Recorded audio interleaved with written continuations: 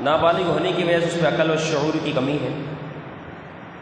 جب سمجھداری کی کمی ہے تو پھر یقیناً اس نا سمجھگی کی عمر میں یقیناً یہ تجارت کرے، لین دین کرے، کسی کو مال و متا دے، خسارہ اٹھائے گا، نقصان میں جائے گا۔ اس لیے فرمایا کوئی اور اس کی پرورش کرے، لیکن لآن تک تمہیں مشقت میں نہیں ڈالا کہ ابھی اگر مال خلط ملط ہو بھی جاتا ہے، نیت اللہ جاننے والا ہے، تو پھر اس صورت میں تمہاری پکڑ نہیں ہوگی، ورنہ جو ظلمن کھا لے انما یاکلون فی بطونہم نارا، وہ تو اپنے پیٹ میں آگ کو ڈالنا ہے۔ باپ انتقال کر جائے، بچہ چھوٹا ہے، اب سے بیوہ رہ گئی، اب اس کا مال و متا تو تھا اس کے باپ کی طرف سے، اب پرورش کرنے والا سوچے ہو اتنا سارا مال مجھے مل گیا، علیہ اللہ، یہ اس کا نہیں ہے۔ اس مال کو آپ صحیح طریقے سے خرچ کر سکتے ہو اس بچے پر، دیگر اس کے افراد پر، گھر کے جو اس کے افراد ہیں، جو بچے کے ماتحت چھوٹے بھائی بہن ہیں، اس کی بیوی ہے یعنی اس کی ماں جو بیوہ ہے، اس پہ تو خرچ کیا جا سکتا ہے، لیکن اصلاح کے ناطے اور اس کے مال کو اگر کسی تجارت میں لگایا جاتا ہے کہ دو پیسوں کا فائدہ ہو، یہ بھی ہو سکتا ہے، لیکن اپنے اوپر اپنے معاملات دیکھتے ہوئے علیہ باللہ اس مال کو اپنا جان لینا، اس کی سخت پکڑ ہے۔ اور یتیم وہ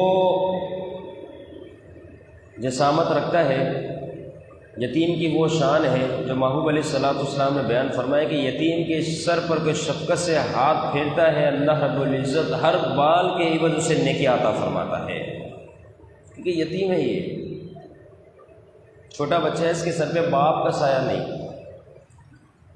اس طریقے سے ایک موقع پر آپ علیہ السلام نے فرمایا کہ میں اور یتیم کو پالنے والا جنت میں اس طرح ہوں گے، دو انگلیوں کو اشارہ کر کے محبوب نے فرمایا جنت میں ہم اس طرح ہوں گے کہ جس نے اللہ کی رضا کے لیے فقط یتیم سے محبت کی، اس کو پالا، اس کو بڑا کیا، فرمایا میں اور ایسا پالنے والا شخص جنت میں اس طرح ہوں گے، دو انگلیوں کے برابر، یعنی ساتھ ملے ہوئے ہوں گے کہ اس نے یتیم کی خدمت کی۔ حضور علیہ السلام کی بارگاہ میں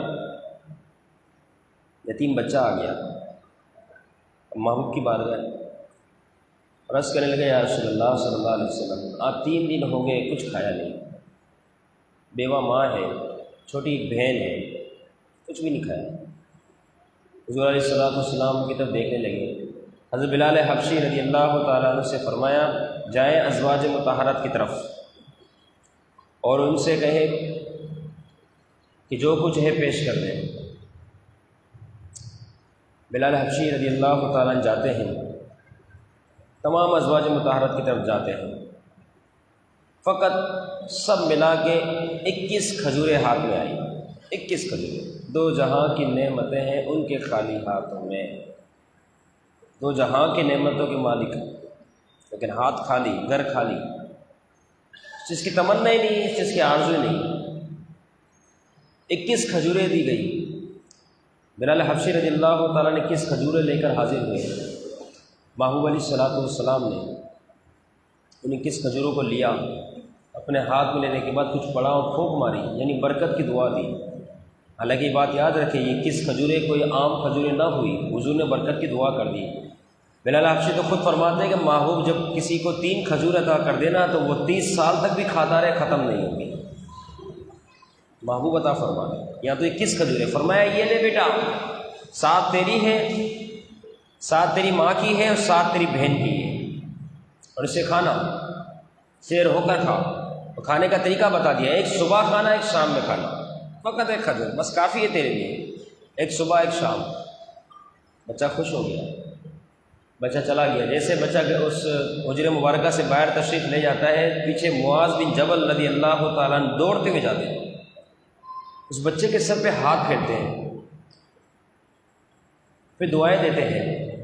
اس کے بعد واپس حضور کی بارگاہ میں آتے ہیں، حضور علیہ السلام نے فرمایا معاذ رضی اللہ تعالیٰ تجھے کس چیز نے ابھارا کہ تو اپنی جگہ چھوڑ کر اس یتیم بچے کے پیچھے گیا؟ حضرت معاذ بن جبل رضی اللہ تعالیٰ عنہ عرض کرنے لگے یا رسول اللہ صلی اللہ علیہ وسلم، میرے دل میں اللہ نے یتیم کے لیے بڑی محبت رکھی ہے، میں یتیم سے بڑا پیار کرتا ہوں، اسی محبت نے مجھے ابھارا کہ میں یہاں سے بھاگتا ہوا گیا وہاں تک۔ حضور علیہ السلام نے فرمایا اے معاذ رضی اللہ تعالیٰ عنہ، تو نے جو یتیم کے سر پر محبت شفقت بھرا ہاتھ پھیرا نا، تو جو شخص یہ عمل کرتا ہے اللہ رب العزت یتیم کے بال جو اس کے ہاتھ کے نیچے آئے، اس کے سر کے بال جتنے ہیں اللہ رب العزت ہر بال کے عوض اس کی نیکیوں میں اضافہ فرما دیتا ہے۔ تو یہی نہیں، ایک ایک بال کے عوض نیکیاں بھی دی جاتی، فرمایا اس کے ایک ایک گناہ جتنے اس بال کے جو ہے اس ہاتھ کے نیچے بال ہے، فرمایا اس کے عوض اللہ تعالیٰ اس سے گناہوں کو معاف فرماتا ہے، اور اتنے ہی درجات اللہ تعالیٰ بلند فرماتا ہے۔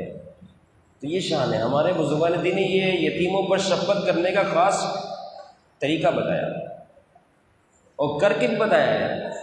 سیدی اعلیٰ حضرت امام احمد رضا خان فاضل بریلوی رحمۃ اللہ تعالیٰ علیہ، کتنا بڑا نام، لوگ آپ سے وقت مانگتے تھے کہ حضور کچھ وقت دے دیجیے،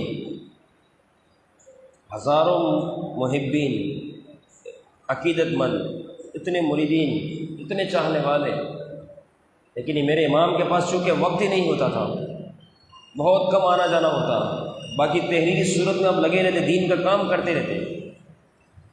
ایک بچہ آپ کے پاس آیا، عرض کرنے لگا حضور مجھے آپ کی دعوت کرنی ہے، لوگ بھی تو دعوت کرتے ہی ہیں نا آپ کی، مجھے بھی دعوت کرنی ہے۔ سید اعلیٰ حضرت رحمۃ اللہ تعالیٰ نے اس بچے کی طرف دیکھنے لگے، فرمایا اماں سے پوچھ کے آیا ہے کہ میری دعوت کرے گا؟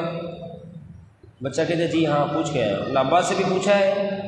تو کہنے ابا سے نہیں پوچھا۔ کیوں؟ بچہ کہنے لگا ابا کا تو انتقال ہو گیا۔ او جیسے یہ بات سید اعلیٰ حضرت رحمۃ اللہ تعالیٰ علیہ کی کانوں تک پہنچی، آپ فوراً محتاط ہو گئے، یعنی چھوٹا بچہ ہے، اس کے والد نہیں، یتیم ہے، اور یہ مجھے دعوت دینے آیا ہے۔ فوراً اعلیٰ حضرت رحمۃ اللہ تعالیٰ علیہ نے پوچھ لیا بیٹا کیا کھلاؤ گے؟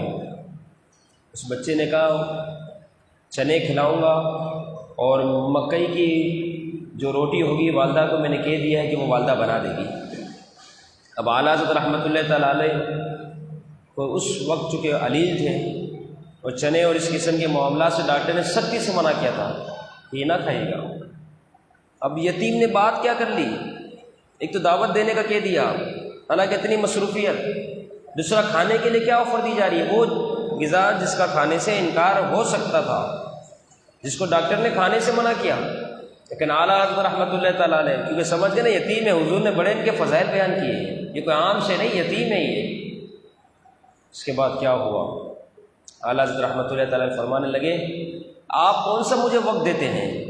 اب دیکھیں تو صحیح سوچے اس بات کی طرف۔ اعلیٰ حضرت سید اعلیٰ حضرت امام احمد رضا بریلوی رحمہ اللہ فرما رہے کہ بیٹا آپ کون سا وقت مجھے دیتے ہیں، حالانکہ دنیا آپ کے پاس وقت لینے آتی ہے، چونکہ یتیم تھا نا، ہمارے اماموں نے کر کے بتایا کہ یتیم کی کیا تعظیم ہے، اس کا کیا ادب ہے، اس کا کیا احترام ہے۔ فرمایا بیٹا تو کیا وقت دیتا ہے مجھے؟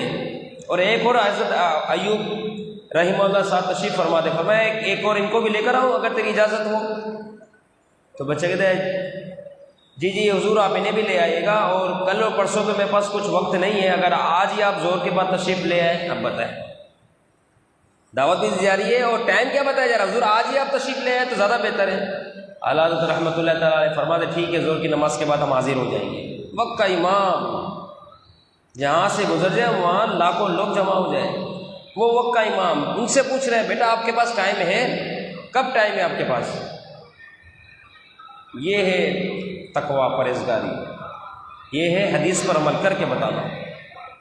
یہاں بات مکمل ہوئی، ظہر کی نماز ادا کرنے کے بعد سید اعلیٰ حضرت کے گھر پہ پہنچے۔ گھر کیا تھا، ایک کمرہ تھا، باہر تشریف فرما ہوئے، بچے کو پتہ چلا کہ سید اعلیٰ حضرت تشریف فرما ہو گئے۔ اب وہ ٹاٹ، وہ جو بوری نما ہوتا ہے وہ لے کر آیا۔ اب چونکہ ایک ہی کمرہ ان کے والدہ اندر موجود ہیں، باہر صحن میں آنے جانے کی جگہ وہاں اس نے وہ بوریا بچھایا۔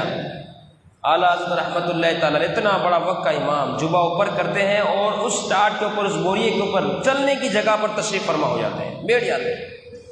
لوگ گزر رہے ہیں، دیکھیں ہاتھ چوم رہے ہیں، ملاقات کریں، حضور آپ یہاں پر میرے گھر پہ تشریف لائیں، آپ یہاں پر؟ فرمایا نہیں، دعوت ہم دونوں کی ہے، اس لیے ہم دونوں یہاں حاضر ہیں، ہمیں دعوت دی گئی ہے اس لیے ہم یہاں موجود ہیں، کوئی تکبر، کوئی غرور پر کوئی یہ شے ہے ہی نہیں۔ کتنی سادہ سی زندگی، جبہ اوپر کیا اور بیٹھ گئے اس بوریے پر، لوگ گزر رہے ہیں، چل رہے ہیں، کہا نہیں اس بچے نے دعوت دیا ہمیں، ہم اس لیے آئے ہوئے ہیں۔ یتیم پر شفقت کتنے فضائل ہیں، اتنی برکتیں۔ پھر جب کھانا پیش کیا گیا تو روز سے زیادہ اعلیٰ حضرت رحمۃ اللہ تعالیٰ نے چنے کے ساتھ وہ مکئی کی جو روٹی تھی اس کو ملا کر 1.5 روٹی تناول فرما دی۔ آپ کے ساتھ حضرت ایوب رحمہ اللہ تشریف فرمائے، وہ دیکھ ہی رہے ہیں اور آخر میں عرض کر دیتے ہیں کہ حضور یہ کیا کیا آپ نے؟ میں تو سمجھے 1-2 نوالے آپ کھائیں گے، آپ نے اتنا کھا لیا، سیر ہو کر کھا لیا۔ تو اس کے بعد اعلیٰ حضرت رحمۃ اللہ تعالیٰ علیہ نے فرمایا کیا میں اس بچے کو خوش نہ کروں؟ یہ جو یتیم ہے اسے خوش نہ کرو، جس کے بارے میں محبوب علیہ الصلوۃ والسلام نے فرمایا کہ جس شخص نے یتیم کو خوش کیا جنت میں ہم دونوں اس طرح ہوں گے۔ تو میں حضور کے فرمان پہ عمل نہ کروں؟ حضور نے 2 انگلیاں اٹھا کر فرمایا کہ جنت میں ہم اس طرح ہوں گے جس نے یتیم کو خوش کیا، تو میں تو اس کو خوش کرنے کے لیے حاضر ہوا ہوں۔ یتیم کے بڑے فضائل ہے۔ فرمایا ان اللہ عزیز الحکیم، بے شک اللہ تعالیٰ عزت والا بھی ہے، حکمت والا بھی ہے۔ اللہ تعالیٰ ہم سب کو یتیموں کے سر پر دست شفقت، دست رحمت پھیرنے کی توفیق عطا فرمائے، ان کے ساتھ حسن سلوک کے ساتھ پیش آنے کی توفیق عطا فرمائے۔ اگر وہ پرورش میں ہے تو اپنی اولاد سے بھی زیادہ اس سے محبت کرنے کی توفیق عطا فرمائے۔ وما علینا الا البلاغ۔ الحمدللہ۔